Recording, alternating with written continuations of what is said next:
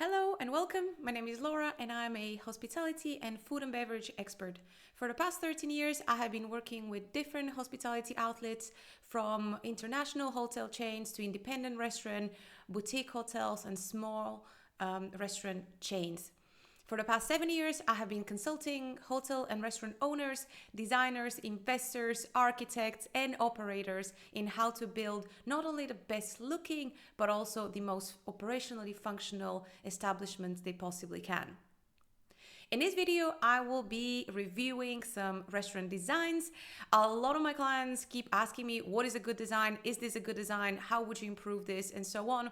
So I decided I will try and review some restaurant design videos on the internet and kind of give you my opinion on what can be improved, potential pitfalls or issues with certain designs, and how to perhaps improve when you're working on your own projects. This video is for anyone that is currently operating a restaurant, perhaps is planning to open their own restaurant or to invest in a restaurant business, or perhaps you are an architect or a designer commissioned with designing one. What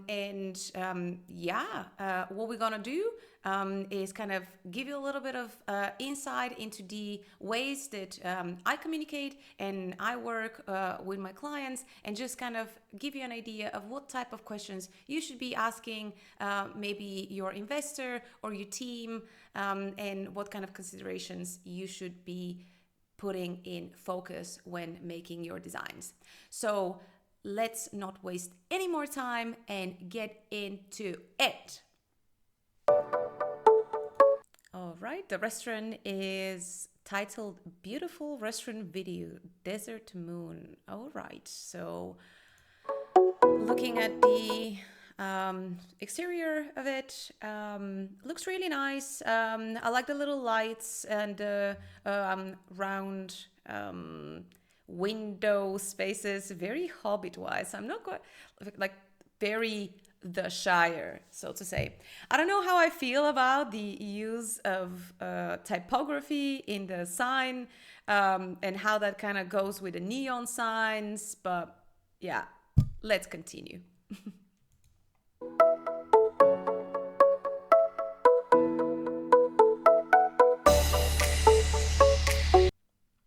Okay, first thing that kind of hits me is it looks quite cozy, but it doesn't seem like a very, very big space. So therefore, I'm not really quite sure of like all those elements trying to partition the place. Why are they there? Here on the left-hand side, we do have a partitioning wall, and I think, yes, I can see there are more tables on that side.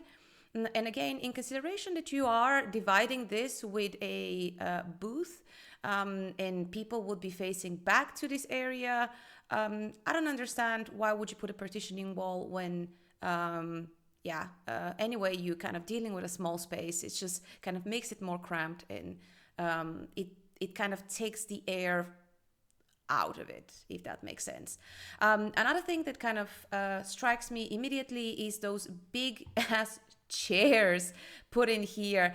I don't know, again, it is just my opinion. Of course, that's what you're here for. But I don't really like big chairs like this on booths, because they are very, very clunky. They don't leave much space for the people who sit there to kind of move a little bit around or adjust the chairs. They are probably reasonably comfy, which is kind of okay, but it just takes so much space. So I would rather see something a little bit more minimalistic. Of course, you don't want to compromise on comfort, but probably something a little bit smaller and not that kind of big bags for those chairs. Also, I'm not too big of a fan on rectangular tables in booths, because I don't know. I mean, maybe because it's very, very limiting on the amount of covers that you can do. When you do have a round table on a booth, you can definitely fit anything beautifully, and like that it doesn't look weird. You can fit 4 people, you can fit very often 6, 8, 10, perhaps even 12, depending on how large your booth is, of course. But it's way more flexible on organizing and doing different setups. While when you have a rectangular table like this, you can only do, I don't know why they have 5 or they have 6 plates on this, but yeah, it's a little bit more restricting, and yeah, I don't like it. So whenever you can, I think booths are very way better with round tables. But let's continue.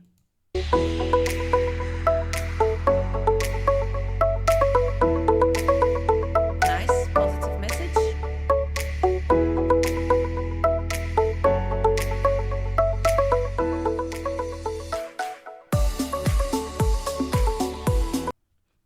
Okay. What I like here, one thing that I really like is the multiple sources of light. In order to create a really cozy ambience, it is always good to have multiple sources of light. So I like the fact that they do have the ceiling lights, the kind of little hangy chandeliers, and some kind of wall lighting. I like the booth. I like it's a very, very nice, and it looks like made out of very cozy fabric. I like the little partitioning in the middle between the tables. Quite nice. Again, those clunky chairs I don't like. Again, they look super comfy, but I also believe that you could have smaller, a little bit more minimalistic chairs that do not compromise on design and look and beauty, but they're also easier to move around, and kind of, yeah, a little less space taking.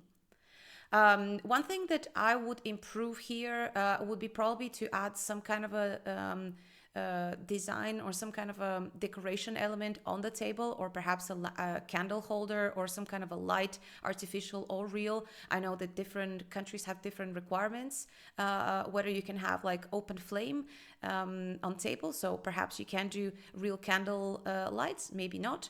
But I would add another light source on the table, or some kind of a small decoration. But I would more vote for the light source. So so far so good. Let's continue. I like the positive messaging. People feed people.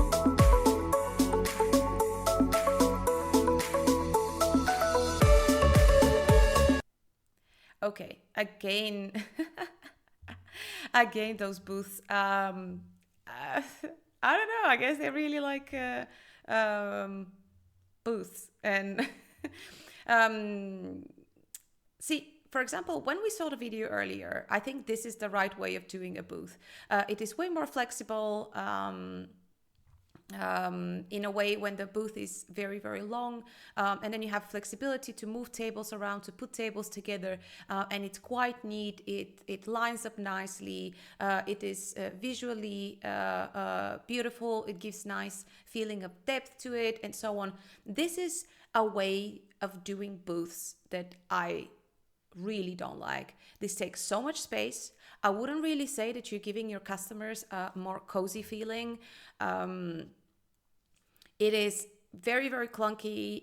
You can only fit 4 people. If they're very, very large booths, maybe you can fit 6, but then, it's the situation. If you are in the inside of this booth and you want to go to the bathroom, everybody needs to get up. Everybody's like elbow to elbow. I don't know. I don't like this. Like, this is not a great design here. Again, I don't want to be shady, but I'm not quite sure what this extra partitioning is for. Again, I don't really think that the booth that we saw at the beginning would be really bothering or disturbing the customers on those 2 sides, because again, think about it, the ones that are actually facing this area, the customers sitting on this booth will be facing with their back. So I don't think it's going to be a big bother, and I don't necessarily understand this extra partitioning that is constantly happening. Yeah. Anyway, the bar. I've never been a big fan of those type of service-only open bars. To me, It is nice if bars are open or customer facing to also be serving customers, not only be service bars, but by the space that there is between the what looks like a wait station or a waiter station and the bar, there are no chairs, so I'm assuming this is just a service bar. Um, yeah, you can argue that it's nice for your customers to see making their drinks, but is it really necessary? I find it interesting or like entertaining watching a bartender make you drink only if you're sitting at a bar, and that's probably at a luxury hotel or a restaurant or a nice cocktail bar, because you do want to enjoy watching your bartender making that drink, crafting that drink, showing their skill, their artistry, and I don't know, this like looks like a very simple eatery, so probably they're going to be having lemonades and coffees and cokes and juices pouring in there. So I don't know, do you want to watch a bartender pour juice in a glass? Like, is that entertaining? I don't know. I think a lot of the bartending could have been done somewhere in the back of house or in a little bit more kind of small place, and maybe use this interior space for either a couple of extra tables or, yeah, I don't know. I'm not a big fan of those type of service only bars. And by service only, I mean a bar that services only the staff and not directly customers. Okay, so let's continue.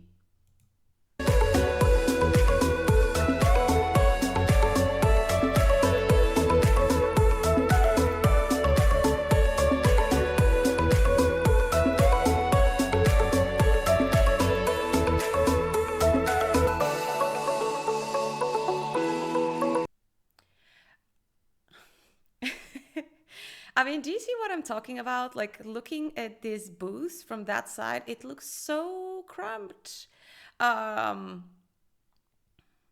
I don't know what I would have done, and yeah, probably it's not super interesting, but again, um, we are already having a few vibes going on here, perhaps one too many, but who am I to judge?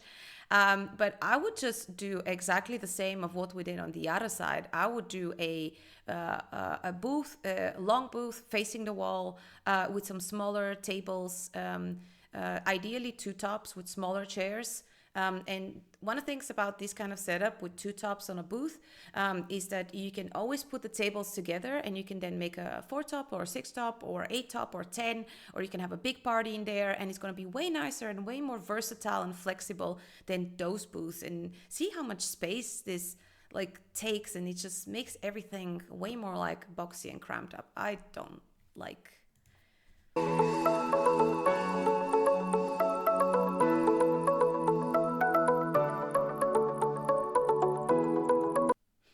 Okay, some pictures on the wall. Okay, they are there.